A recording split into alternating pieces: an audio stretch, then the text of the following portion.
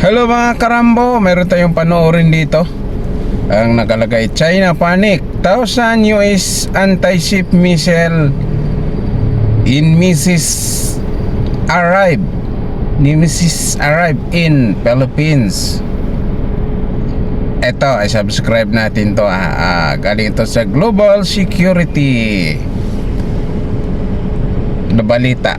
Ito, panoorin natin.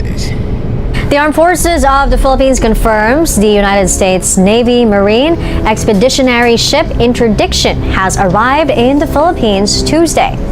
We have an increase in the number of participants with the Australian Defence Force, the ADF. I think there are around 200 participants from the ADF. Gagawa di kasi uli ng taon ng balikatang exercise yan ay mga iba-ibang bansa. Kaalyado natin ang kasama nito sa West Philippine Sea. China panics as thousands Kaso of lang, US nagpapanik anti-ship naman yung missiles China. arrive in the Philippines. The Indo-Pacific chessboard just got a Exercise whole lang lot naman more to, dangerous. kasi sila The nag-exercise United din States just pulled the trigger on one of its most aggressive deterrence moves in recent memory. Thousands of NMESA's launchers, those sleek, deadly next-generation anti-ship Grabe, missile no? systems, have landed Mayroon na in the tayo ditong Philippines. 1,000 And guess who's not anti-ship thrilled about it? missile. Yep, China. Eh alam mo This yan isn't mga a karambo. drill. This isn't a routine deployment. This is the beginning of something massive. Strategic Let's lang break ng this down. Amerika yan. Pero MISIS, iwan na yan dito. short for Navy Marine Hindi yan Expeditionary ibalik Ship pa uwi. Interdiction System, Lahat ng isn't just any dinala missile nila launcher. rito sa It's a Pilipinas. mobile, Dito na unmanned yan. system Kaya nga that can mayroon fire tayong the powerful IDCA. naval strike IDCA missile site. Ilan ang with IDCA site pinpoint na ang accuracy. dami? Nasa Mindanao, nasa Visayas, nasa Luzon. Dito na yan. Mounted on an Iwan na talaga unmanned nila joint dito light yan. tactical Di na yan vehicle, nila dadalhin this pabalik. beast is fast, stealthy, Ang and nakausap ko deadly. niyan yung With a range of over 100 US nautical miles, it can hunt Army down ang Chinese nakausap ko niyan, warships from sa across personal. island chains and coastal Dito sumakay ridges sa sakyan without ko. ever exposing Kaya, American troops hindi to na yan return fire. In simple dadalhin terms, pabalik. it's the Talagang dito US na yan, military's sa latest IDCA site ghost ilalagay. warrior, and it's now Kaya parked magdagdag tayo na right magdagdag ng on China's IDCA site doorstep. dahil marami ang missile na yan. Why the Philippines? Hindi Why naman now? natin yan, pero hindi na Location. talaga dadalhin ng Location. iuwi ng The Amerika yan. Philippines is the key to the South China Talagang Sea. With its 7,000 plus islands, the Para archipelago forms talaga a yan sa natural handa. barrier between China and its Handa. ambitions to No. control the Pacific. For China, decades, pag the US lumusob, held a major military presence Kung hindi here yan lulusob until kahit, political tensions ilang forced a drawdown.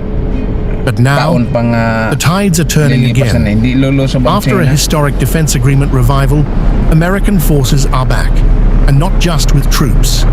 This time, they're bringing the heavy gear, Dami. and MISIS is front and center, Pero positioning these missile systems across Siguro, key guys, Philippine islands pag nag-iba means ka ng Chinese nag-iba na warships tayo ng operating in disputed waters Presidente. are suddenly vulnerable. yung Every president patrol, every maneuver, na every inch they move could put them in the against sa Amerika, NMESIS pwede yan crosshairs. maibalik. How is Pwede China ipabalik reacting? yan Let's sa just say Amerika. Beijing is Kawawa na not naman taking tayo this uli. lightly. Ganahan na Chinese naman state ng media Chinese. is already in overdrive, Lusobin na naman calling tayo the at move saka a direct provocation, hindi naman tayo an nga act of pala, hindi naman tayo escalation, lusobin. and a violation Makipagkaalyado na of naman tayo regional sa China. stability. The People's Liberation Army Navy has launched snap drills in the South China Sea, Ngayon, deploying destroyers and kung wala reconnaissance talaga tayong aircraft sarili, in what they're calling routine wala tayong exercises. sarili But talagang behind closed doors, pagawaan ng analysts ganyang mga suggest missile. a different mood, panic, strategic ulila tayo. recalculations, and whispers of a shifting balance of Baka power nga bandang in huli the sabihin ng Indo-Pacific. Amerika, Because here's the thing, tulong kami ng tulong sa MISIS inyo. doesn't need to go toe-to-toe in open Kayo, hindi waters. kayo Its very presence nagpapa-improve. forces Chinese ships Hindi to stay kayo back, rethink gumagawa their ng routes, sarili and nyo. most importantly, Gasino think lang twice naman yan na before bawat making any aggressive moves near PDA Taiwan or the Philippines. What this means for the region. This deployment isn't happening in a vacuum. It's the latest domino in a broader Buhaan nyo Indo-Pacific ng strategy pang-budget sa that's been Pilipinas unfolding sa for years. sa From AUKUS to Quad to increased military ties sa mga between Japan, military Australia, and the equipment, US. sa mga gamit, This region is rapidly mga becoming a military pressure cooker, arsenal, yan ang and the Philippines dapat is now lagi, right pero at the center of it. Just a few meron years ago, naramdaman na Manila was natin leaning toward meron na tayong Beijing mga economically. ibang mga kagamitan. But after a series of aggressive moves by Chinese vessels ramdam na in natin Philippine waters sa totoo and lang. fiery political ramdam ko backlash kahit at ako, home, ramdam ko na. the tide has Dito turned. kasi nakikita natin The new sa social government has not media, only totoo revived naman the yan US Enhanced Defense Cooperation Nagbiro ba Agreement, yan? but welcomed it. Nag-video ba sila doon And sa with ibang that, bansa? welcome Tapos, comes real sinabi nila firepower. sa Pilipinas. Is this a pre-war posturing Hindi, dito move? yan sa Pilipinas. Is this deployment lahat. just a message or a precursor?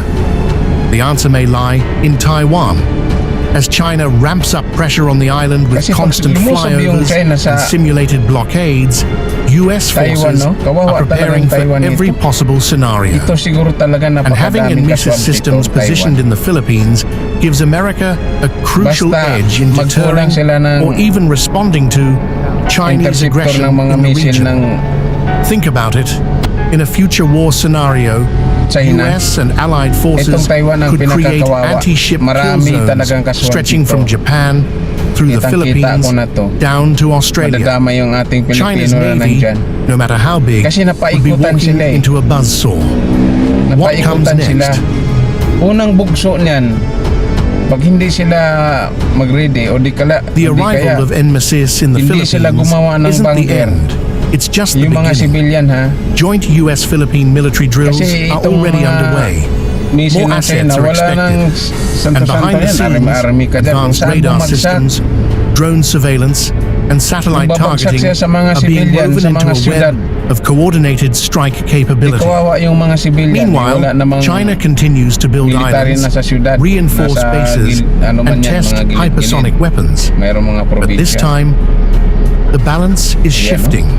The United Grabe, States no? military is orchestrating a strategic maneuver to station a formidable anti-ship arsenal on Philippine soil, lingering beyond the imminent bilateral war games in anticipation of another martial convergence slated for the ensuing month. Dubbed colloquially in defense circles as the Vessel Slayer, NMISIS is a terrestrial, maneuverable missile construct engineered expressly for maritime denial. Ganda.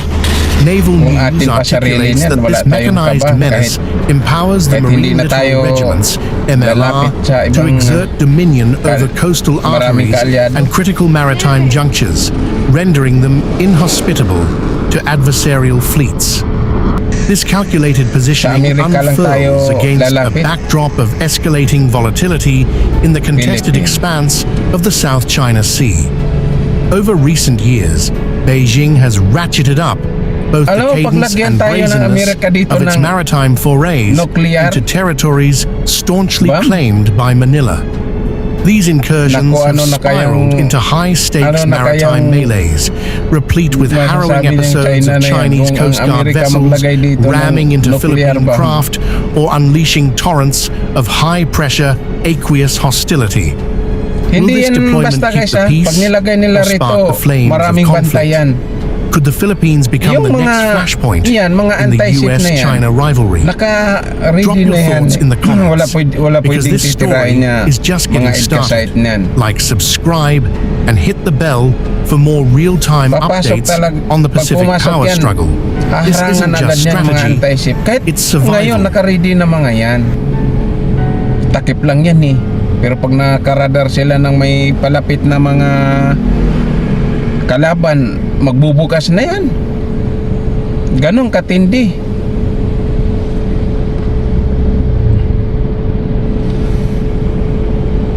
O anong comment nyo mga karambo at opinion nyo at suggestion na ito talaga dagdagan pa nila yan para mas lalong superpower ang Pilipinas sa pandinig ng ibang bansa kasi di naman atin yan eh, iniwan lang naman sa Amerika yan, pero pwede maging atin dahil bibili, siyempre pagdating ng digmaan yan guys, kailangan may pundo ang Department of Defense na pangbili talaga ng armas. Pag dating ng digmaan, wala nang, hindi na madidili pag binibili mo. Pag sinabing bibili ako ng ganitong armas, bigay na agad yan kasi naka-ready na yung budget sa Department of Defense. O ano mga karambo, hanggang dito na lang. Subscribe nyo na lang at comment at suggestion, opinion dyan sa may kay Global Security. At subscribe nyo siya ha. Over.